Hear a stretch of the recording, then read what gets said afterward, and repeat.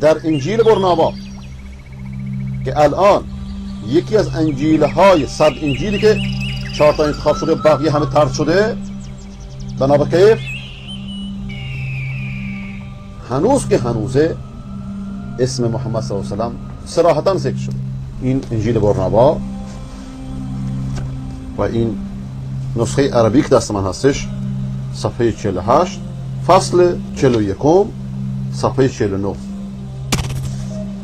میگه که وقتی که آدم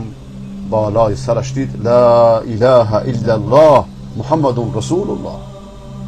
در اون وقت گریه کرد و گفت ای فرزند کاش که هرچه زودتر بیایی و ما را از این بدبختی و شقاوت نجات بدهید. این انجیل رو در قرن 5 میلادی کلیسا ممنوع کرد.